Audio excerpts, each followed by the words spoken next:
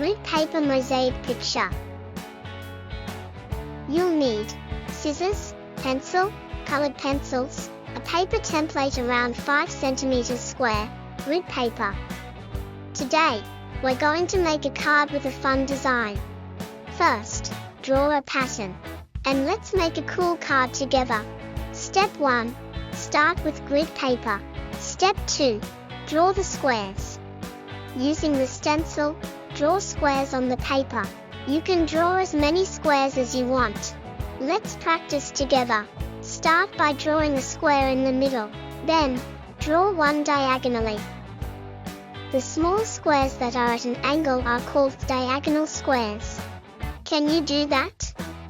If you can, try drawing some more squares at an angle. Step 3. Color the squares. Once you've drawn your squares, you can color them using colored pencils.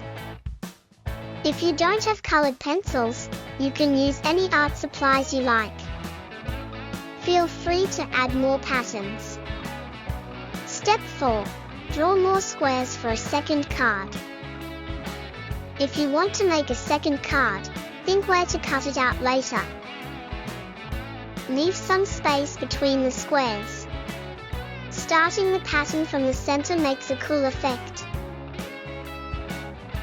You can try drawing lines in the triangle-shaped spaces. You can also add stripes or use random colors to make it look interesting.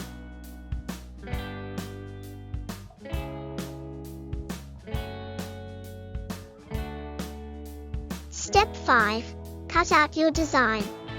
When you're finished, use scissors to cut out your design. Cut around the main shape, then carefully trim around the details for a neat finish. Step 6. Admire your finished card. Your finished card might not look exactly like you imagined, but that's okay, it's awesome in its own way. You can make a bunch of these and collect them, or stick them in your sketchbook to make it look stylish. Thank you for watching. Don't forget to like and subscribe.